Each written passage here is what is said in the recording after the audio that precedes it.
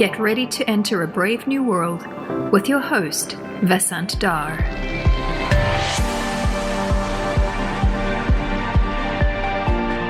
Brave New World is supported by the Center for Data Science, or CDS, at NYU.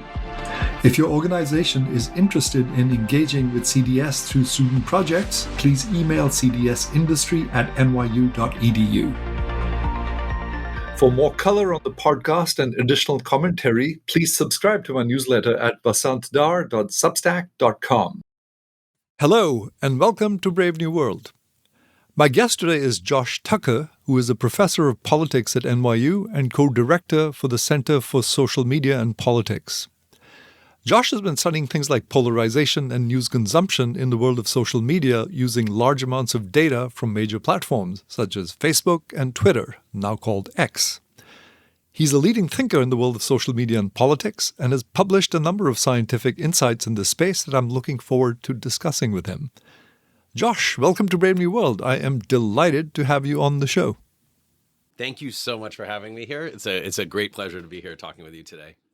So what have we learned in a nutshell, in these 20-ish, well, almost 50, let's say 15 years of the existence of social media? How has it evolved? What have we learned? Right.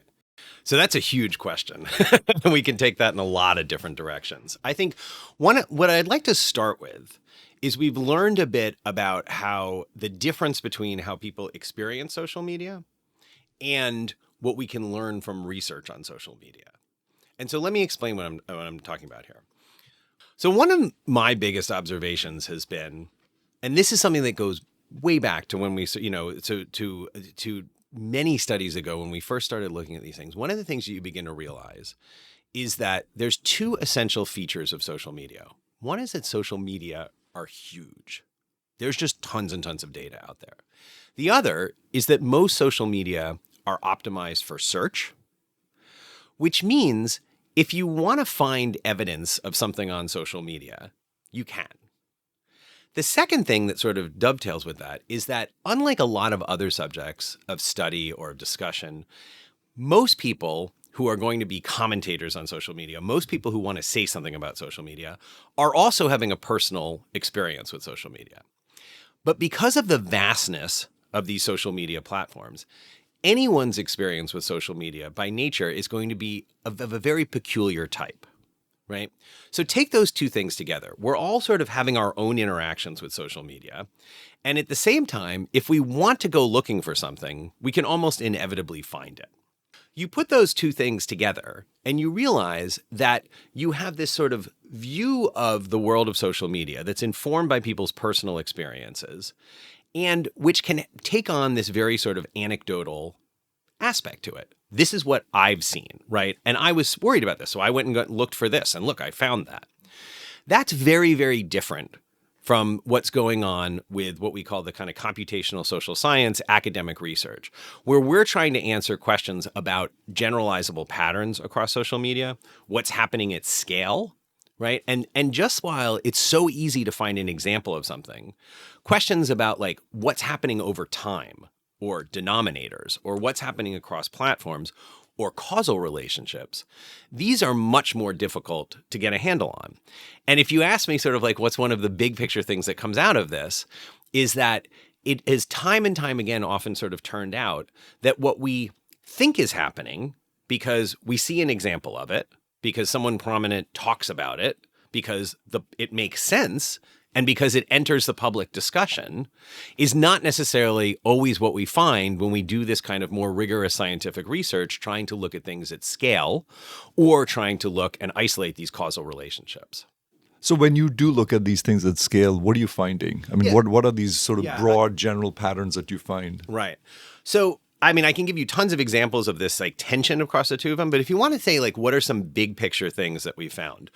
One thing is there is a ton of conversation about nefarious things that are happening on social media, be that hate speech, be that exposure to false information, right? Be that coordinated influence campaigns. When we look at these things at scale, what we see over and over again is that lots of these kinds of nefarious things, as well as a lot of other things on the internet as well, tend to follow what you would loosely describe as like a power law, where there are small numbers of actors that are having heavy doses of this thing, but large numbers of actors that are having incredibly minor doses of these things. So let me give you one example, right? So like a big question had to do with the Russian foreign interference in the 2016 US elections. Online on social media. So these questions about, in particular, there was a great deal of discussion about these Russian IRA troll accounts that had these. So what a troll account is it was an account pretending to be an American, pretending to be someone in the US polity, but it was actually someone in St. Petersburg, Russia. And there was a great deal of discussion about the Russian attempt to interfere in the context of the US 2016 elections. Now, I want to be super clear. As an American citizen and as someone who cares about the national security of my country, a foreign power trying to interfere in elections, which is at the heart of American democracy, I consider this a national security issue. I consider this something that our government should be addressing, should be attempting to deter. There should be consequences for it. But that's a separate question from whether these attempts actually did anything. And so we had a lot of discussion in the aftermath of the election. It was a very close election. It was a very surprising election, the outcome. There was a lot of discussion about the way in which, Russian foreign manipulation had an impact on this election. Is that question even answerable? I mean, in one sense, no, it's not answerable because nothing in this sense is ever answerable because the counterfactual is rerun the election in a case where the Russians don't try to intervene. And we can't answer that question. But what we can do is try to get a better empirical understanding of what actually happened with this intervention. So we had a paper that came out earlier this year in Nature Communications, where it turned out that at the NYU Center for Social Media and Politics, we had a panel survey that was in the field at the time of the 2016 election. So that means we talked to people in April of 2016, and then we talked to them again in October and then November of 2016. So after the election was over. And for about 1,500 people who were in this panel, we had their Twitter handle. And because tweets are public, and at that time, we were able to access tweets using tools that were available called APIs that were available for researchers to access tweets. For all of the people in that panel, we were able to find every single person they were following on Twitter at the time. And then over the course of that election, we collected every tweet from every single person who was being followed by someone in our panel.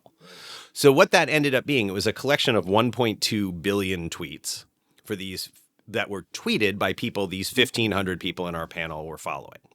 And at that point in time in 2016, the way Twitter delivered information to people was by basically showing you the tweets of people you were following. So what we were able to do is for these 1,500 people, we were able to create an inventory of all the possible tweets they could have seen when they were logging onto Twitter. And this allowed us to do a number of different things. So first off, we could look at the distribution. Oh, just to back up for 1 second, Twitter released a data set of approximately 10 million tweets by these trolls over the course of that election.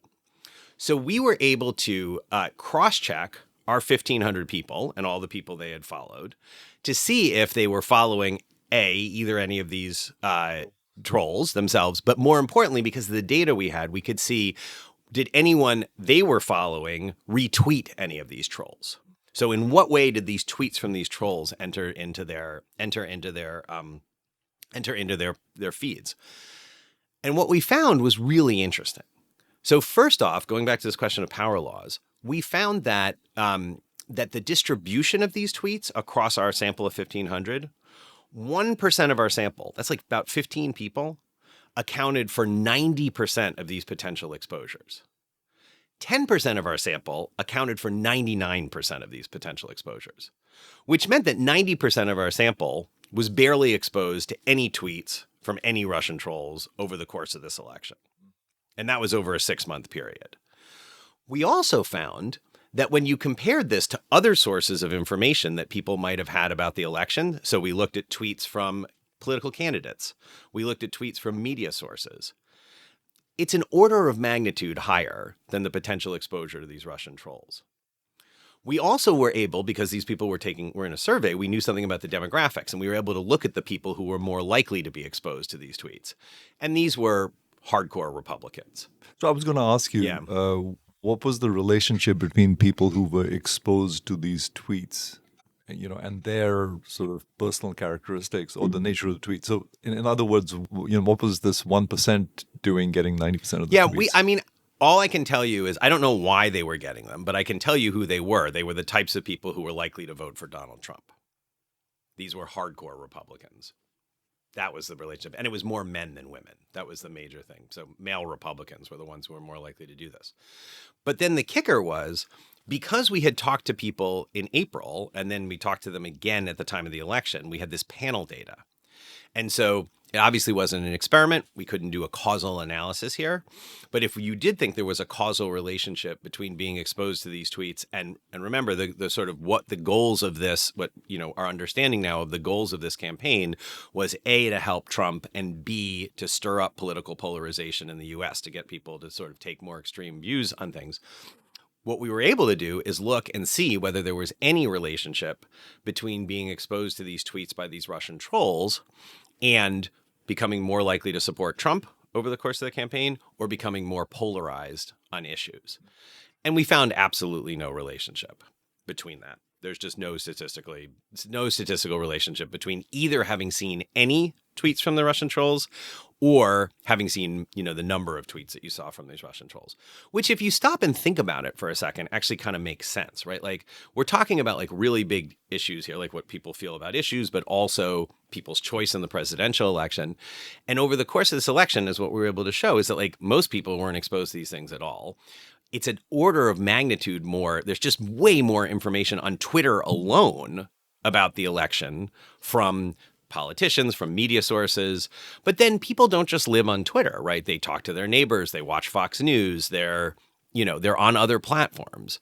And so this was a great example, I think, of when you dig into the data, you see that the story that's being told, which is a distressing story. It's an upsetting story, right? And at a time where people were sort of a lot of people were struggling to come to grips with the results of an election that, again, was extremely close and was a surprising outcome for people's stories. You can see why people might think that this was important. But then when you look at the data, there doesn't seem to be much there.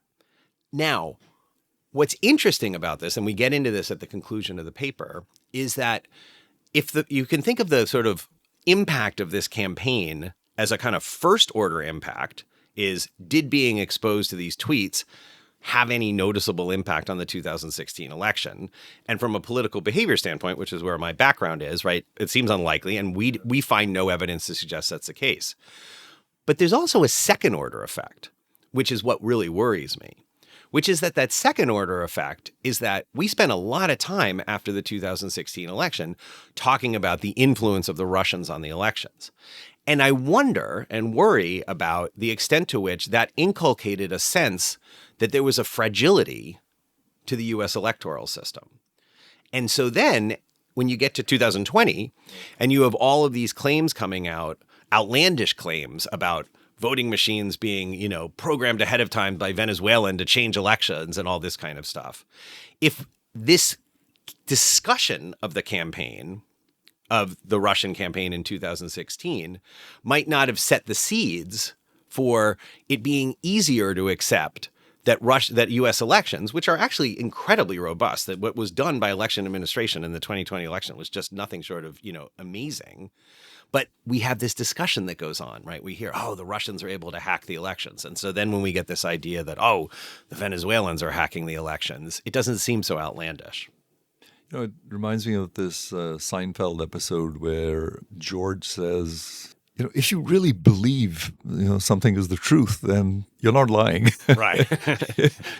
Well, I think there are some courts that are going to try to figure out whether that's the case. So what's your takeaway from all this? I mean, do we have a problem at all? Because it sounds like what you're really saying is we don't really have a problem, that this seems exaggerated, that people's worries seem to be overblown. Okay, so I think we have to separate out these two questions, right? Question one is, do we have a problem around democracy in the United States today? Question two is, do we have a problem around democracy in the United States today that is eminently fixable by making tweets to social media, right? And question three is, would we be in the place we are today if social media didn't exist? right? And I think those are three kind of very separate questions. Social media is this kind of bright, shiny object. It's new, it's big. These companies have been enormously successful. They've done a lot of things that bring a lot of criticism to them, and we can go through litanies of things like this. There's also something incredibly, Brave New World, right? Like about incredibly, worrisome about all this digital trace data that we as individuals are producing and what's going to happen with that and the surveillance state and all of these kinds of things. So, and we do have and social media, as you said at the beginning of the show, it's been around 15, 20 years right now, and things are different than they were 15, 20 years ago, right? We have continued to see the rise in the United States of what's called affective polarization, or as a bunch of us called it in an article, political sectarianism, this idea where people dislike the other party much more than they have previously. We feel like polarization is on the rise. There's all sorts of things. I mean, like as we're recording this right now, we haven't had a Speaker of the House for 3 weeks in the United States, which is sort of unprecedented. So there's all these things going on, right? Then paralleling in the last 20 years, has been the time of the rise of social media. It's been a lot of other things, too. We've had the Great Recession in this time. We've had wars. We've had big geopolitical developments. We've had refugees. There's a lot of things that are going on. Oh, right. We have geographic, we have more and more geographic sorting by partisanship, this offline world. And we've been doing more research on trying to tease out what's going on with the online and the offline world.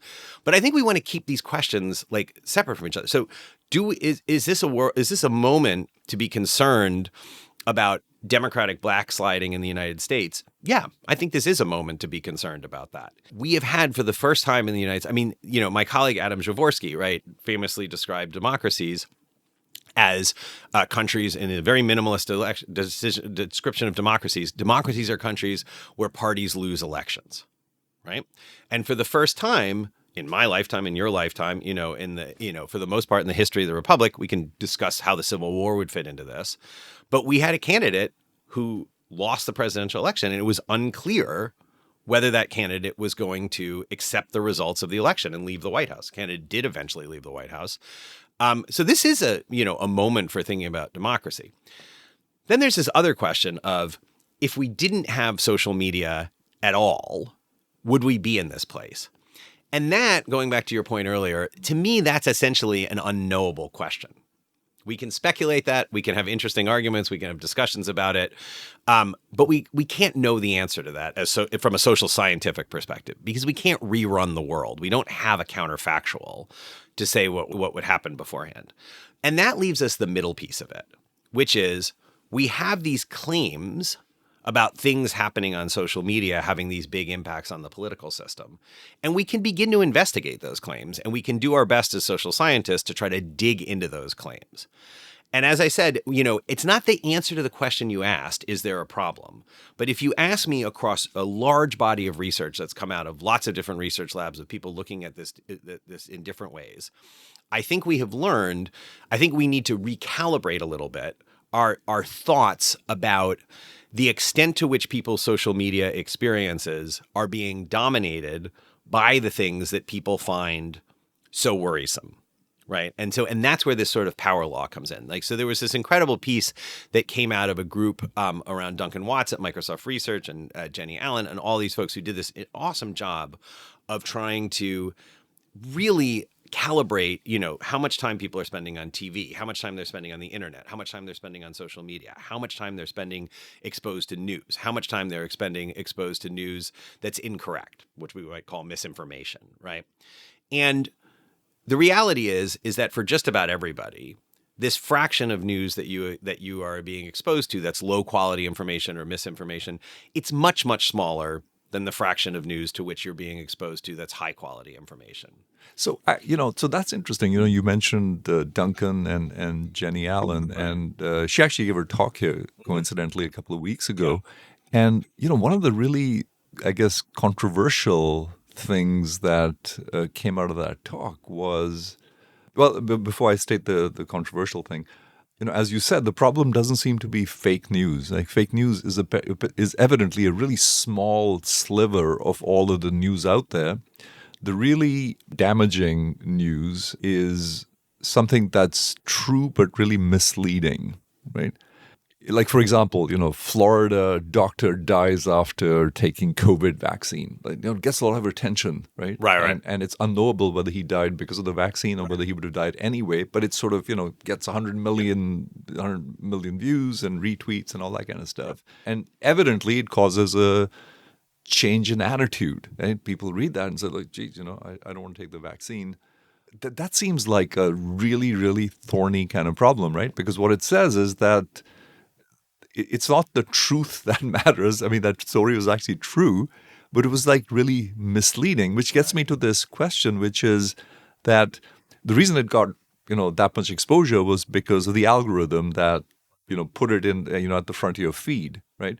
And so the question is, like, who should decide what this algorithm should look like?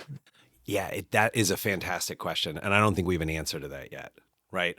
I mean, the default answer is we live in a capitalist society with private ownership of companies or public ownership of companies, but they're not owned by the state. Right. And so the default answer is, as people build these products, services that consumers want to consume, that they want to use, the people who are running those platforms are making these decisions. And we know, I mean, this is the way capitalism is set up. Like, we know that when people at private companies are making decisions, they're making decisions because they are literally legally obligated to be making decisions with their shareholders in mind. And there are all these arguments about why this creates, societies that we want to live in, and with societies that have progress and give us incredible technology and incredible healthcare and all these sorts of things, right? But we know that they're not required legally to be optimizing over societal benefit. Now, there's been, and you could, I'm sure, tell me much more about this than I could talk about this way outside my area of expertise. There's been a kind of revolution in the corporate mindset here about thinking about corporate social responsibility and the extent to which that can be valuable for developing companies and things like that. But this larger question, right, this gets into like really big picture issues, because who does get to choose these things, right? And so on the one hand, you could argue the state, okay, right? Like that, but then that leads to, my background is in post-communist politics. Like, that's where, before I started studying social media and politics, I spent, 15, 20 years working on post-communist political behavior. I'm very, from studying that portion of the world, I'm very nervous about, allowing the state to control how people see news, right? What we used to rely on is the sort of the marketplace, having competition across lots of different news outlets as being the way that determines what news people see. But now we're in this real world, we're in this new world, right?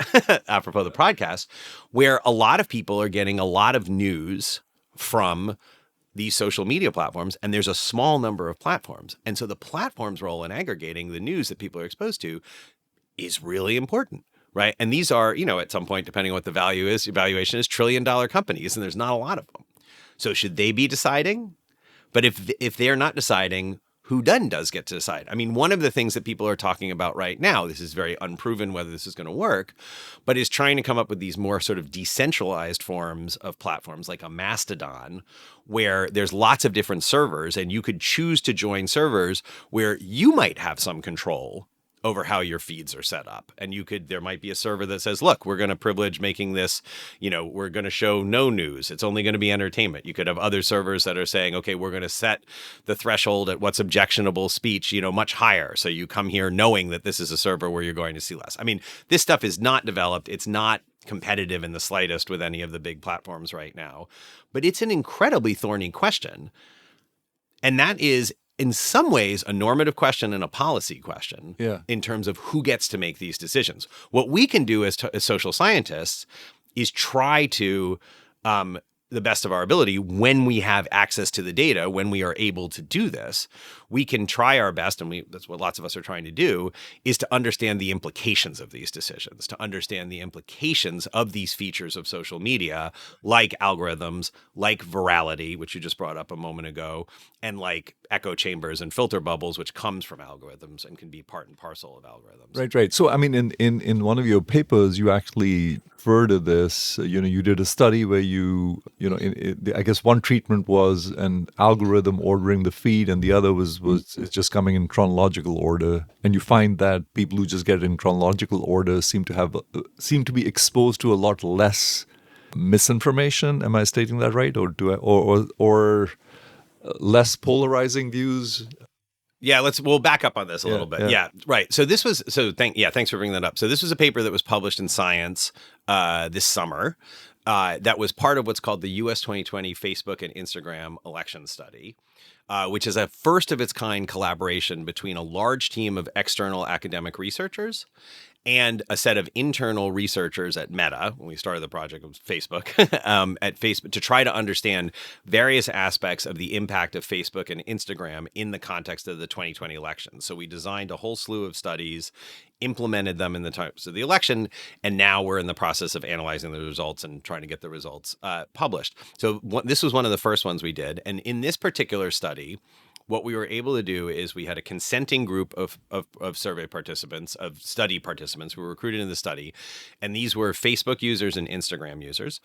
And for this particular study, we did to try to get at this exact question. Like you were talking about the algorithm. The algorithm brings people. All right, and I want to come back to that, by the way. I'm not done with the question about who should determine the algorithm. No. And I want to talk about the study first. But so this question about the algorithm, this is one of the big things that people talk about.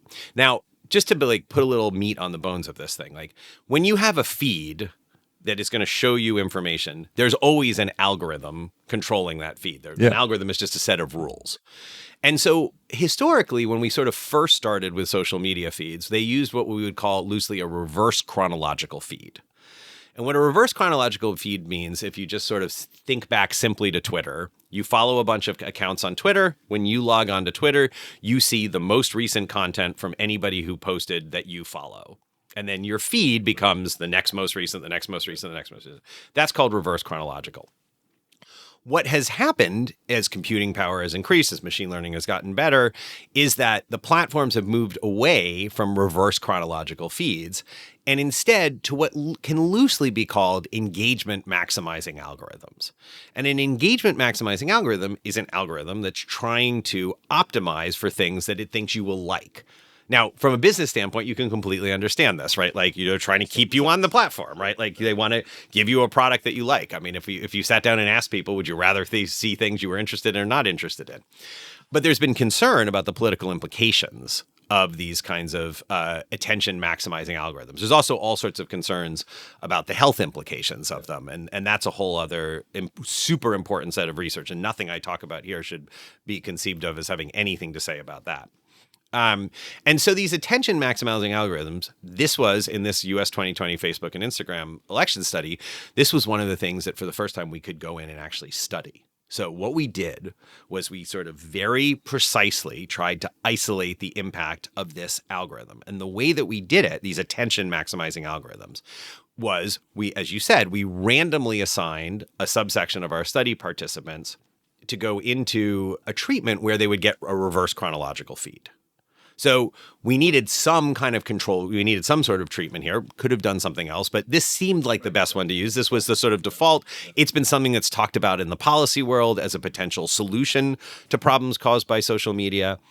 And what we found was sort of really interesting. We found basically that there were sort of large on-platform effects, but a big one being, and this again makes sense if you think about it as an attention maximizing algorithm, is that people didn't use the platform as much who were in the chronological feed. And we found these interesting substitution effects whereby people who were on the reverse chronological feed for Facebook ended up using Instagram more. People on Instagram who were on the reverse chronological feed ended up using TikTok more. So we found less usage. However, despite these platform effects, what we did not find was any impact on downstream attitudes and behaviors. And in particular, we didn't find any impact on political polarization, on this idea of how much people dislike other parties, how extreme they feel about things. So, it was a treatment for 3 months. again, going back to the discussion we were having earlier, it can't answer the question of what if social media didn't exist. It also, it's a treatment of people who were on a platform where most people were still getting the attention maximizing algorithm. But it does suggest that this, simple proposed solution to it, unfortunately, in a sense, it would have been nice if we had found that, if you put people in reverse chronological feed before the election, it makes them less likely to dislike each other as much. That would have been a really nice policy solution that we could have had here, but we didn't find any impact for it in that regard. Any takeaway other than we shouldn't worry too much about impacting people's attitudes with these algorithms? I mean, the interesting thing about this is there were two of the other papers that were published looked at other big picture questions about social media that were supposed to have impacts on things like political polarization or political participation. And that included, we ran a second study where we tried to reduce people's exposure to viral content. And the way this getting at this big picture question of maybe the problem with social media is virality. And for that study, we made it so that people didn't see reshared content. They only saw original posts by people in their feed. That was the treatment. We did another one to try to get at this question of echo chambers. And in the echo chambers study, what we did is we depressed the amount of content that people saw from politically like-minded sources. So if you're liberal and you go online, we sort of depress the amount of content you saw from your liberal friends. And neither of those seemed to have any impact on attitudes or behaviors either. Again, over the course of these 3-month studies. And these were really highly powered studies. So they had a lot of people in them. So they were powered to detect very small effects. So when we say that these are null effects, these were powered to detect effects that were bigger than 0.03 of a standard deviation. So much, much bigger studies than had previously been run in this regard. And thanks for this color, Josh. But I want to come back to the question of who decides what these algorithms should look like. So on the one hand, as you pointed out, it's scary to think of the state as controlling them, right? On the other hand, I feel equally uncomfortable that Musk or Dorsey or someone would control them, right? Because these are benevolent dictators at the moment, right? Some people have proposed that maybe there should be some sort of community involvement, but that's problematic because communities can be hacked, because you get the most extreme people wanting to participate in the community. So there seems to be no easy answer to this. So this is critical, right? How people look at content and feeds is critical. So what's the solution here? So let me give you one more thing to be worried about. One more thing why this is a complicated problem. There is no the algorithm, right? The issue with these algorithms is that there are lots of complex moving pieces, all of which are sort of constantly changing at different times, and platforms are updating this part of it, this part of it. So let me give you an example from Facebook, right? So what you're saying is that even the platforms don't really know exactly how the algorithms are working? I mean, even if we were to say we're going to have a group that's going to come in and decide what the algorithm should be, there's no the algorithm. There's lots of complex interacting algorithms. Let me just give you an example to a sense of this, right? So one of the other papers that came out this summer was looking at the degree, and this gets back at that kind of echo chamber question, the degree of ideological segregation there is on Facebook in who is exposed to news on Facebook. So the extent to which news is either seen primarily by conservatives, primarily by liberals, or by both of them. And in the course of this study, we can talk about the results of the study if you're interested, but in the course of this study, we were looking at a kind of funnel in the sense that we were looking at the level of ideological segregation in terms of the total inventory of what you could see. So on a platform like Facebook, what you can see is essentially whomever you follow, whoever you're friends with, what groups you've joined and what they post, what pages you follow and what they post, and then essentially whatever anyone targets you with an ad. Right? That's what you can see. Yeah. Right? So we looked at the inventory, then we looked at what actually appeared in people's feed when they logged on, which you would think, so what actually appears in their feed when they log on is clearly about the algorithm. That's absolutely the algorithm. That's what we've been talking about. We also looked at interactions, how people interacted with content, what content they interacted with. That's clearly human choice. But when you think about this first level of inventory, that sort of feels like, that's human choice in the sense that that's who I chose to follow. So my inventory is sort of up to me. Except that Facebook recommends people for you to follow. right? They so in fact create the network. so who, well, but the who creates the network? There's another algorithm at play there. Exactly. Yeah. I mean, and right? this came up in my conversation with Sinan, is that even there is no such thing as a social network. It's actually created by the algorithm. But there's no the algorithm. That's the point that I'm trying to get at. There's lots of different algorithms. So there's an algorithm that's determining what should friends you're connect going to, to see. right. There's another algorithm that's trying to determine how much news content they want to have in people's feed generally. There's another algorithm that's determining what's going to appear in your actual feed based on your interest, right? So there's like, and this is all, and then you introduce some new product, right? There's ads, right? Like, well, how do the ads appear in your feed? That's another algorithm, right? How are they being injected? So it's like, so this question of like, I think we sometimes oversimplify this when we try to say like, okay, well, who should determine the algorithm? And I think look, neither one of you nor I work at the platforms. I can't tell you if there's someone at the platforms who completely understands the interplay of all these different algorithms that are running on the platform at the same time. But I think we sometimes trick ourselves into thinking, oh, there's just this one thing. And in this particular case, we said, okay, reverse chronological feed. We're going to that was a simple algorithm that determined the feed. But there are these other things that determine who you're following, right? Like, and these kinds of things. So, we were talking about polarization, Yeah. and there's a sense that people hate each other more, now than they used to. I don't know whether that's true, but it certainly feels that way. If we go with that assumption that we seem, this polarization seems to be going up, it's causing us to dislike each other and get more entrenched, and our objective should be to actually not dislike each other as much, right? And this reminds me of my conversation with Chris Bale, that maybe there are other objective functions that we should be thinking in terms of, like on Stack Overflow or something like that, where things that are helpful, sort of come to the top, right? So it's like what most people say is the most helpful piece of content, bubbles up to the top. Now I realize at Stack Overflow we're dealing with structured problems, right, where people are looking for solutions, whereas social media is vast and very diffuse. But on the other hand, I can't but feel that seems like a better way to create objective functions is to actually think in terms of content that people with diverse kinds of views actually think is good, right? Is that a reasonable way to think about this? Now, this doesn't answer the question as to how we get there, right? But I'm going to get there. But what do you think about like this type of thinking about designing objective functions that are actually explicitly designed to make us hate each other less? Yeah. So a lot of things to dig into there. The first piece is, I think, just to be the political scientist in the room here, I just want to be very clear. When we talk about polarization, historically, the term polarization has referred to policy. And if you think about a kind of left-right dimension, if you have parties that are towards the extremes of that left-right dimension, you'd call that a highly polarized political system. If you had parties that were offering policies that were kind of close to each other, you'd call that a less polarized political system. You can think about that at the level of elites. You can think about that at the level of citizens.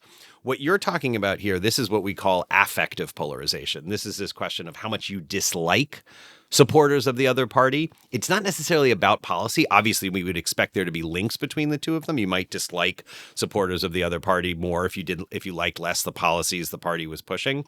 But so in that case, we do have quite good data on this, that over the last 20 years, and it was a piece that Chris Bale and I were both involved with. This was his Science article where we put this called political sectarianism, where we were trying to put a little more sort of definitional meat on the bones, super short, kind of like policy piece in Science.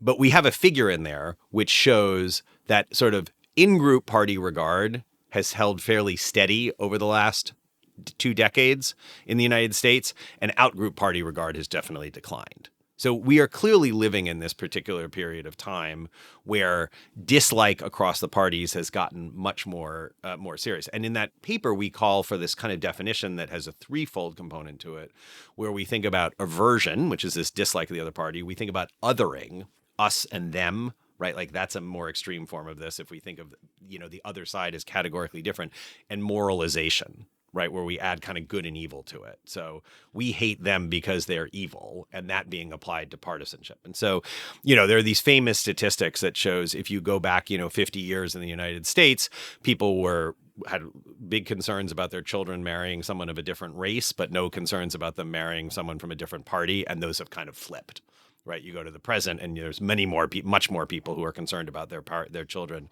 marrying someone from a different political party. And these are the kind of things that we get at when we talk about that level of polarization. So there's the empirical question of, is social media driving this polarization? Right. That's the kind of things we've tried to get at in these studies. Then there is the larger question that you're talking about, this kind of design question of, can we think about designing mechanisms, right, that would privilege what you're calling cooperative content, essentially, or content that doesn't make people hate each other. And so to answer your question on that, what I want to throw back at you is whether this solves the question of who gets to decide that we've been wrestling with already throughout this conversation. Yeah. Because once you start going with Stack Overflow, right, if you're voting up solutions that are more helpful, what's great about this is that we're all there for the same reason. We want to know how to solve this problem, right? Like this coding problem that we have. Yeah. So we should all have the same definition of what's good content in that sense. And so then crowdsourcing, right, like allowing people to vote, the more people find a thing useful, the higher it goes up in it appears, makes a ton of sense, right? Like people have pointed to Wikipedia as this collaborative enterprise that people have gotten involved with. The problem is when you hit politics, people start having very different definitions of what's the correct answer, right? And they have different definitions of what they want to get out of there. So if you go to majority rule, which is kind of what like a Stack Overflow or Reddit subreddits are, where you can get to people in the community can vote things up and they sort of move up and we're optimizing. How do we figure out in political content what we optimize over? Is it majority rule? Well, what about, how does that play out in India, right? If you have majority rule and it's anti-Muslim content, is that going to be blocked by majority rule? So then if we say, okay, well, then there needs to be safeguards. There are things that we talk about that we define as pro-social and we define as antisocial. Well, then we're right back in the who gets to make the decisions realm. So who gets to decide what's pro-social? Who gets to decide what's antisocial? And I would say, jumping ahead, right, to generative AI, we're right back in this problem right now, because we are now, like, there was a report yesterday that I saw online that came out from researchers at IBM who were using generative AI, ChatGPT, to generate phishing emails. Well, you're not supposed to be able to use ChatGPT to generate phishing emails. Turns out you can still do it. That was the point of this report, and they're pretty effective, which is worrisome for all sorts of other reasons. But again, who made that decision that you shouldn't be able to use ChatGPT to generate phishing emails? Well, it's probably people who work for ChatGPT. So we're right back where we started. And I think with generative AI, we're going to have exactly these same questions. We haven't fundamentally solved this problem. And the question of whether there's a technical solution that we can look to things, I would say conceptually, you want to think about problems where everybody is aligned on needing to solve that problem, right? Versus problems where people are not aligned on what it looks like to solve those problems. And unfortunately, I think the same mechanisms are not going to work in both of those cases. So Josh, talking about AI and the conundrum that these AI platforms have created for us in terms of, what should drive our attention, that is through ordering feeds, suggesting connections, etc. Is the solution to this AI problem more AI, like our colleague Jan LeCun proposes? I know it sounds provocative, but I mean, the state can't decide. We don't trust the platform owners, and communities can be hacked. So should AI try and find the best policy? Well, I'll just I'll be provocative back at you. I don't think this gets us out of the question we were talking about before, which is that who gets to decide the algorithm? Because even when you said, let's let AI decide, you said, we're going to tell AI it needs to optimize over making people not hate each other. Well, you still need some objective function. Well, and that's where we are with the algorithms, right? Like we could have an algorithm. I mean, these platforms could have an algorithm that was designed to lower levels of affective polarization among we literally just ran an experiment on Facebook where we replaced one algorithm with another algorithm to try to see if it had an impact on lowering affective polarization. It didn't, but if that was Facebook's goal, they now know how they can test it. They now know how they can run it. But their goal in order to maximize profit for their shareholders is to have people use their platform, right? And so we're still at this thing, like, and maybe, and so just because it's a thorny problem doesn't mean that we shouldn't be thinking about ways to solve it. Like, I mean, this is the thing that's always bedeviled me about this. And this is why, I enjoy my role as a social scientist, trying to do empirical work so I can inform the policymakers who are about what's actually happening, about what's likely to work, what's going to do things. I mean, like, I walked out of this study feeling like these proposals to say, oh, let's just switch everything back to chronological feed, I, updated in a way to think that this would be less likely to have an effect than I did before I started, the project. Am I completely convinced that it would never have an effect? No, I'd want to see more studies. I'd want to see more studies in more countries. I'd want to see more studies at different periods of time. We might want to see different time periods. This was the beginning of research. And I think that's where we started this conversation earlier today, I think, is, as I really want to emphasize to the audience here, is just like, it's so easy to have opinions about what's happening on social media. And it's so easy to convince yourself that your experiences are typical of what's happening everywhere. And also that that things that people tell you are happening if they seem plausible. But if we're going to try to make policy on this, we want to know really what's happening on this. And so that points to the importance of research, and that research needs to be conducted by people who aren't just paid employees of the platforms, because we know in the internal research that doesn't necessarily get released to the public, and we can never know what was conducted, what wasn't conducted. It's only with external research that has the right kind of safeguards like pre-registration and these kinds of things on it that we can figure out what these things are and inform the policymakers. I know I wandered off of your question about the AI, but I still think even if we say let the AI decide, that's not that different from where we are right now when I say, oh, they have an algorithm in place that's optimizing on engagement. Is that using AI? Is that using traditional machine learning? What's the difference between the two? Like, in a sense, it doesn't matter for this larger conversation of someone's got to make the normative decision about what they're trying to optimize over. And, the question is there a way to have it be the public? I guess the sense is that social media platforms have optimized over the wrong thing. And there's no way to prove it because there's no counterfactual, right? But there's this feeling that they've wanted to maximize engagement. That's led to all kinds of like bad things happening. Jonathan Haidt's talked about this in terms of teen girl depression, right? And the truth is that the platforms really haven't been, they couldn't have envisioned this stuff happening, right? They, like you said, there's a bunch of algorithms, it's complex, and stuff happens, and then they say, oh, let's fix it, with the best of intentions. But it's still, a problem where there's no sort of real liability, which sort of gets me to, what do you think of Section 230 that gives platforms kind of complete immunity, right? Is that reasonable, or do you think that needs to be revisited?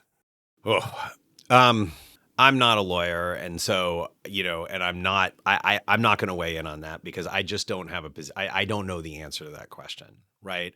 The idea, if you talk to people on one side of this debate, they will say, once you open the floodgates to lawsuits on what's happening, you sort of completely destroy the ability of these platforms to exist, to innovate, to provide this product to people that they want. On the other side, people say, as you just pointed out, when there's no liability, people can, these platforms, it's much easier for them to experiment in different ways and to choose their own thing. My sense is that, I'm sure there'll be tons of unintended consequences if we woke up tomorrow and Section 230 had been changed. I think we, more importantly, is wrestling with this question that we've been trying to get at here, which is whether there is a way to have a system where the way in which information is delivered to people is not at the whims of those platforms, but is also not at the whims of the state. And how do we and how do we do this in a way where, as a democracy, right, the state is supposed to be the mechanism of public representation. And so maybe the argument is to let the state do it. But I think that, especially going back to the other chain of this conversation, in a hyper-polarized country, right, where we're on a knife's edge and the supporters of one party really don't trust the other party, the idea of then saying, okay, whoever controls the executive branch of the U.S. gets to determine the algorithms by which people get their news, it's likely to fall on, half the population is likely to be horrified at that, depending on who actually controls the executive branch at the time that's happening.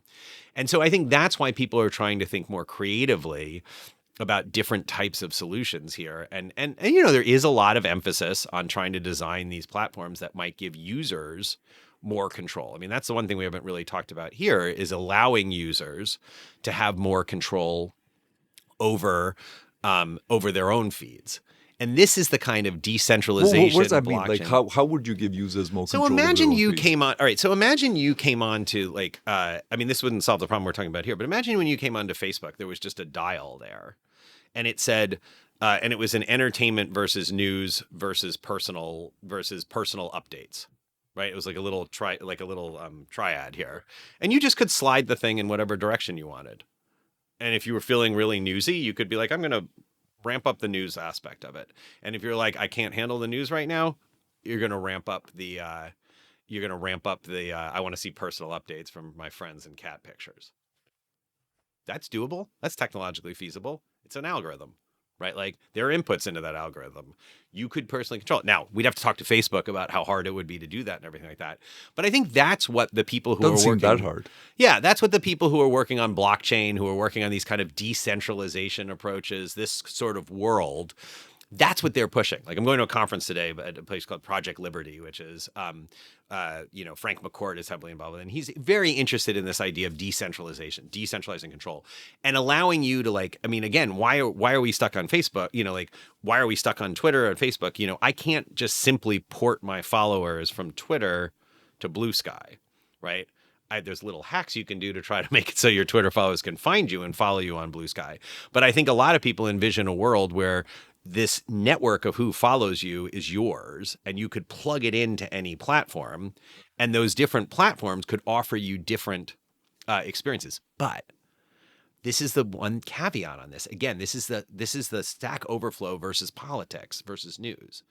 Once we get into a world where we say we're going to give the user control, on the one hand, there might be users who the experience they want is rife with what we would call false information, low quality news, hate speech, all of these things, if that's the experience they want.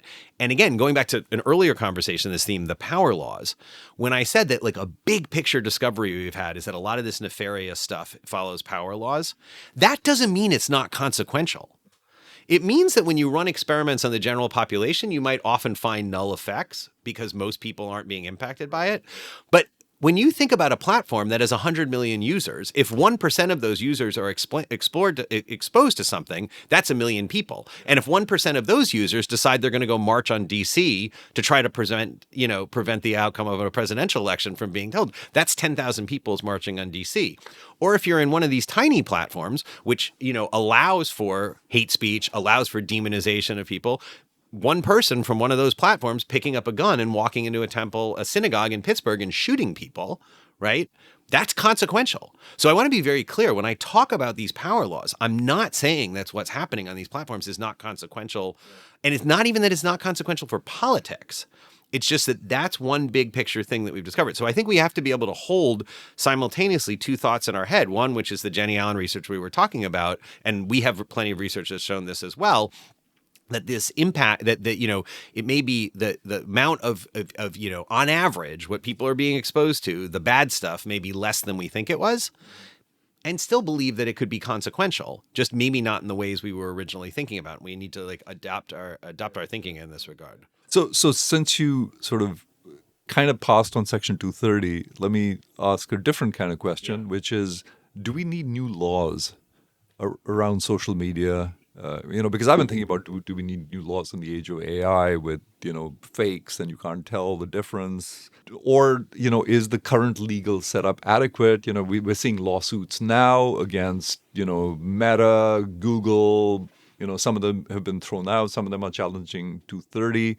So is the legal system adequate to deal with these things, or do we need to think in terms of new laws in this age? So this one I have an answer to. I will answer this one. I do think we need new laws because I think that we need to ensure that we can have access to data for external researchers so we as the public can know what is happening on these platforms. That this is the sort of prime mover, that we want policy to be informed by actual substantive understanding of what's happening on these platforms, whether these are large-scale observational studies, whether these are field experiments that allow us to understand causal relationships. I started this conversation today by talking about like one of my biggest observations is super easy for narratives to take hold and people believe they know what's happening on these platforms. We don't want policy being made on the basis of anecdote and what seems like it's happening based on people's personal experiences. We want policy being made on the basis of rigorous scientific evidence, right? This is how we would want things to be done around health. This is how we would want things to be done around business. This is how we should be thinking about the platform. So yes, I think we do need laws along the lines of what's Article 40 in the Digital Services Act in the EU, which is requiring access for researchers to data about platforms. We need much more platform transparency. And we need to be able to know what's going on. What's really exciting about these US 2020 Facebook and Instagram election studies is that we have shown there is a path that you can do rigorous large-scale analyses in cooperation with these platforms, because some of this stuff you need the cooperation of the platforms to do the field experiments, to get the large-scale platform data, but do it in a way where it's pre-registered, where there are external academics who have control rights over what goes into the papers. Do it in a way where we can get reliable data out of this. So I think we absolutely, and this I've written about a bunch, I think that this data access is the sort of prime mover of figuring out what the other policies should be, because we want policymakers to be informed about what's happening on the platforms. So let me just translate that or see if I can paraphrase. What you're saying is, if I understand this correctly, is that we don't know what these new laws will look like, but if we have more transparency, it'll give us the basis for crafting better laws. Exactly. That's exactly it. And I would hope, and I'm cautiously optimistic, that people on different sides of the political aisle across countries would agree, even if they have different philosophical approaches to the kind of solutions to these problems, they should all agree that they'd like their policies to be layered on correct information about what's happening on these platforms. So that's exactly my hope. So in the financial industry, there's KYC laws, and I've often argued that maybe we should have similar thinking in the social media space. But the resistance I get is that there's a need for anonymity and all that kind of stuff. What's your view on this? I don't know what KYC laws are, but I've made the same argument, which is that I often say we completely accept that we can have stress tests of banks, because banks, if they fail, have an outsized influence on the social well-being of the entire population. Why do we not say the same thing about social media platforms? This US 2020 study has shown the way to do this. The research that other groups, lots of groups, the Center for Social Media and Politics here at NYU, we've shown what we can do when we have data access of informing the public debate, right? This study that we were talking about at the beginning about the Russian IRA trolls, I keep hitting myself over the head that we didn't realize we had that data earlier. And actually it was Chris Bale's team who was doing it, it's a whole other story, but they were doing something similar to that for data that was after the election. And when I saw their study, I realized, oh my God, we have this data here that we can do this, right? Like that was an accident that we had that data. It would have been great, I think, for maybe potentially heading off some of these second order effects if we had been able to analyze that data much earlier. But in a weird way, it was an accident we happened to have that data. And that study and many other studies that we've done would be impossible to do today, because Twitter has now, or X has now shut off the academic API that all these people use to do this kind of research in the past. And so should we be, as a society, knowing the answers to these questions only at the whims of the platforms if they decide to share data with academics, with researchers, if they decide to do something like the US 2020 study, which I think is amazing. And the first order impact of that study is we're going to have answers to all these questions that we never had and never will have about 2016. But the second order is we've proved this is possible. But it only happened because Facebook was willing to do it. So my challenge to people around the world is to say, look at the results of that study. Do you think that that's something that should be done regularly? Do you think that that's something that should be done outside of the United States? Well, we have a model for how it can take place. And I think public policy, I think we want to think big about transparency, because transparency Yes, it's reports about things that are happening on the platforms put out by the platforms. But much better than that is making observational data available to research. And we have ways to do this now. We know how to do research in secure areas. All the research that's been done for this US 2020 project. Oh, and by the way, that data is all going to be available for academics at institutions to do replication analysis, to extend it, right? But it's all going to be in secure environments. The data the platform level data is aggregated, right? And so we have ways to do this. We know how we can do this. We're working forward. We're doing this. So I think, so I can't tell you what the policy solutions are, although I'm very, going back to the conversation we keep having throughout this podcast about like, are there ways to get input into how information is being shared with people that go beyond just the platforms making those decisions is something that I'm very interested in. But I think the first order of business here is to ensure that we have a reliable way for people who are outside of the platforms to know what's happening on these platforms and to know what's happening on the impact. So we make policy not based on we make policy not based on anecdote, not based on who has the loudest voice in the policy discussion on what just seems like it makes sense. And instead, we make it on the basis of rigorous scientific research that informs policymakers in their decisions. So let's look forward to the 2024 election. Yeah. Do you expect more of the same? Do you expect, do you expect more deep fakes? Do you expect more AI coming to the picture to influence people? Like, what are you expecting, and how are you setting yourself up to analyze what's coming? Because this is important.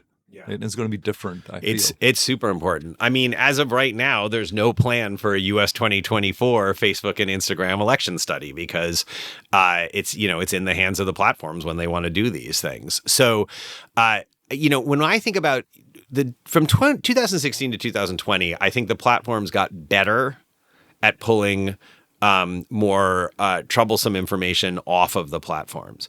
We have no idea what the climate is going to be like that in terms of 2024. Twitter in 2024 is going to be a completely different animal than it was in 2020.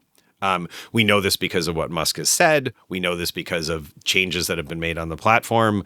How many people are still going to be using Twitter as we get closer to this?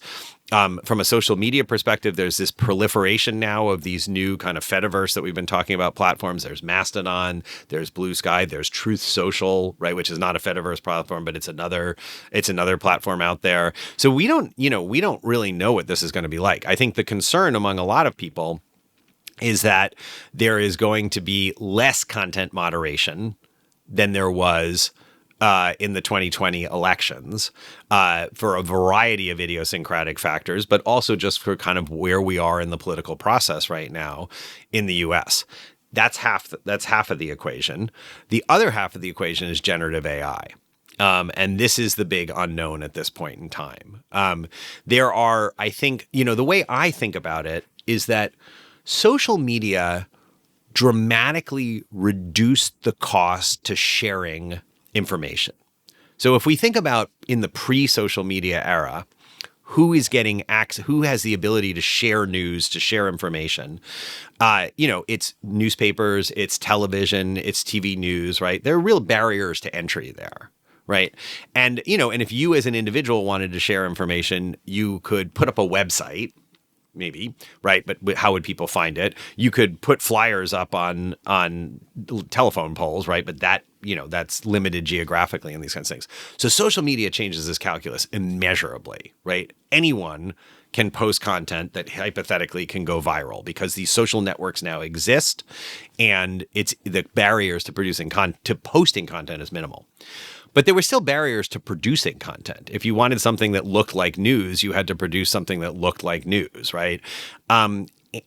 Generative AI, I believe, is going to lower tremendously the barriers to producing content. So if we think about, credible images and how easy it is to produce those now, if we think about people for whom producing stuff that looked like high quality English language news was a barrier, right? Not particularly well-funded shops, people whose English was not their first language, these barriers to entry have now been reduced dramatically. So I think that's what I'm going to be looking for in 2024 is, do we just have a flood of more information? Because not now we have this combination of the cost of circulation being lower and the cost of production being lower. That's what I'm looking to see what happens. Yeah. I mean, it's and it's not just the cost of production; it's the kinds of things you can produce that you couldn't earlier, without generative AI. It's just sort of opened the floodgates to the kind of content that you can produce like relatively easily. But even moving away from tech, I think I want to go back to what I said before. Democracies are countries where candidates lose elections. We had our first election in 2020 where a candidate didn't seem to be willing to lose that election. At the end, he left. That's what I'm really looking at in 2024. Are we back to the norm of 200 plus years of American democracy, that when candidates lose the elections, they step down from office or they accept, that they've lost the election? Or are we going into a new normal where we have candidates who are refusing to recognize the results of elections? 2022 was actually encouraging in that regard. Like, we didn't see much of it, but it wasn't a presidential election. Well, it's sure shaping up to be an interesting election with all of the disarray in the Republican Party. It'll be interesting to see what actually happens and the role that these social media platforms play. So, Josh, thanks so much for being here. Enjoyed the conversation. I feel like we could go on for a bit, but I'll save that for another follow-up session. There's so many things that I want to follow up on. But thanks for your time. Really enjoyed the conversation. Thanks so much. This was great. I'd love to come back and talk more in the future. So thanks so much for having me on today. Awesome. Good stuff.